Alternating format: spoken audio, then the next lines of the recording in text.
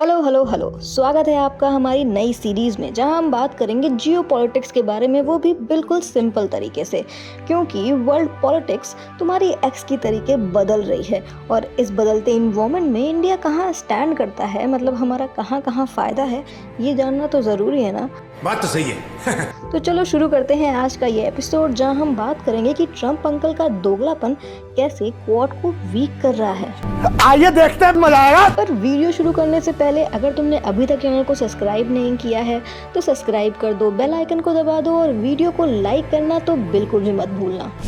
भाई साहब, अब कन्विंस हो गए या मैं और बोलूं? तो पहले थोड़ा सा रिवाइंड करते हैं और जानते हैं कि पिछले कुछ हफ्तों में हुआ क्या है। तो देखो, ट्रम्प अंकल ने इंडिया पर हाईएस्ट टैरिफ्स लगाए, फिर कॉलेज बुलीज की तरीके प्रेशर बनाना शुरू कर दिया कि भारत को सॉरी बोलना होगा, 1-2 महीने में टेबल पर आ जाएंगे, ब्रिक्स को छोड़ दो, यूएस और डॉलर का सपोर्ट करो। मतलब उनको ऐसा लग रहा था कि इंडिया आज भी 1876 का इंडिया है और अभी भी विक्टोरिया को ही अपनी क्वीन मानता है। यही सब इनडायरेक्टली इंडिया, चाइना, रशिया को एक साथ ला रहे हैं। सीओ की फोटोज देख के तो अंकल इतना पैनिक हो गए कि बोल दिया कि we are losing India and Russia to deepest darkest China. और फिर प्रेशर वाली टैक्टिक्स सामने आई तो फिर वही जैसे पुरानी एक्स आके बोलती है कि वी आर तो गुड फ्रेंड्स।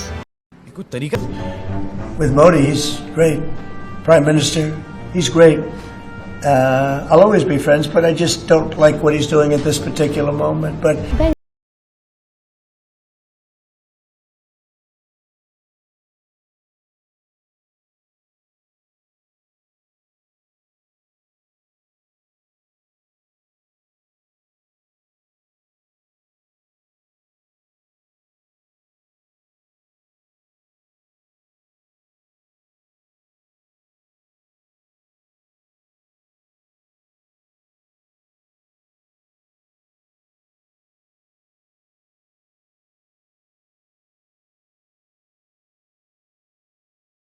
तरफ उसी के साथ चाय पानी, मतलब basically India is playing both the side. अब थोड़ा सा ट्रम्प अंकल को भी समझ लेते हैं। उनकी पॉलिसी है अमेरिका फर्स्ट। ट्रम्प का अमेरिका फर्स्ट अप्रोच सभी अलायंस को पुश कर रहा है। वो कहते हैं कि तुम्हें हमारी सिक्योरिटी अम्ब्रेला चाहिए तो बदले में पैसा दो, ट्रेड कंसेशंस दो। ये पॉइंट ये है कि क्वाड अलायंस जो खुद ट्रम्प ने 2017 में रिवाइव किया था, वो इन्हीं सब से वीक हो रहा है, क्योंकि ट्रम्प मल्टीलेटरल कॉर्पोरेशन में बिल्कुल इंटरेस्टेड नहीं है। वो सिर्फ इंडिविजुअल कंसेशंस चाहते हैं और रिजल्ट ये है कि ओल्ड अलायंसेस वीक हो रही हैं और नए पार्टनरशिप्स भी बन रहे हैं। चीटिंग करता है तू,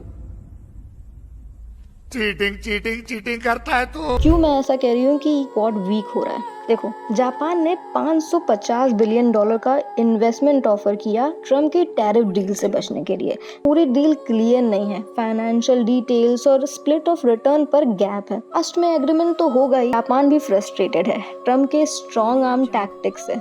ट्रेड डील्स के बावजूद भी जापान और यूएस में काफी ट्रस्ट इश्यूज हैं। और इंटरेस्टिंग बात यह है कि recent sign of thaw between China and Japan भी दिख रहा है, जैसे ट्रेड टॉक्स रिज्यूम हो रही हैं। क्वाड के दूसरे मेंबर की बात करते हैं, हमने ऑस्ट्रेलिया पर भी टैरिफ्स लगाए हैं। Despite free trade agreement, 10% universal tariff plus 50% on steels and aluminium, और थ्रेड भी है कि 250 टैरिफ्स ऑन फार्मास्यूटिकल, जो कि ऑस्ट्रेलिया की मेजर एक्सपोर्ट है। ऑस्ट्रेलिया के पीएम अभी तक ट्रम्प से मीटिंग नहीं कर पाए हैं, 8 महीने हो चुके हैं। मतलब अपने एलाइज को वो ऐसे ही ट्रीट करते हैं, because Trump sees everything as a deal, you know. Australia के फॉरेन मिनिस्टर भी ओपनली क्रिटिसाइज करते हैं ट्रम्प की पॉलिसीज को, और जुलाई में चाइना भी विजिट करते हैं तो reset relationship with their largest trading partner, और इंडिया में भी इन्वेस्टमेंट इंक्रीज करने की बात हो रही है। और आयरनी वाली बात यह है कि ऑस्ट्रेलिया ने पैलेस्टीन स्टेट्स को भी रिकॉग्नाइज कर दिया है, जो कि वॉशिंगटन को भी पसंद नहीं आ रहा है। ये दिखाता है कि ऑस्ट्रेलिया भी अब ऑप्शंस एक्सप्लोर कर रहा है। तो वहीं इंडिया का जापान विजिट करना, चाइना विजिट करना, टाइमलाइन देख रहे हो, बोथ ड्यूरिंग ट्रम्प्स प्रेशर। जोर से बोल के लोगों को स्कीमें बता दे।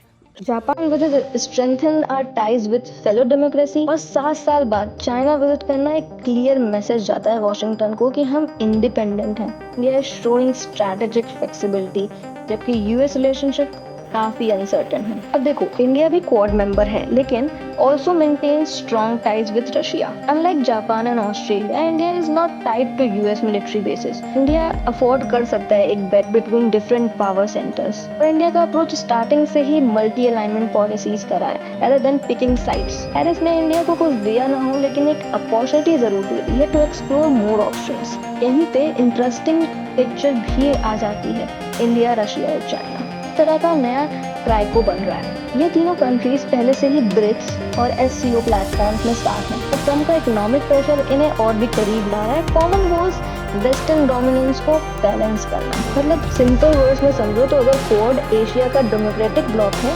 तो ये ट्रायो इमर्ज हो रहा है as a counter balance.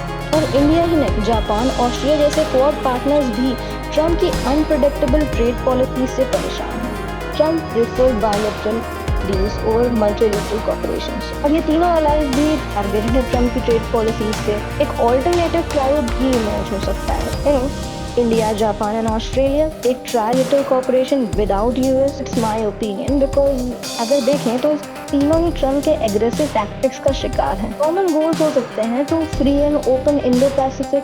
Economic logic से देखें तो यूएस पर ओवर डिपेंडेंसी भी रिड्यूस हो सकती है और प्रैक्टिकल बेनिफिट्स भी हो सकते हैं। Alternative supply chains, joint R&D, technology corporation जैसे सेमीकंडक्टर्स। जापान एक्सपर्ट है, ऑस्ट्रेलिया मिनरल्स में और इंडिया मैन पावर में।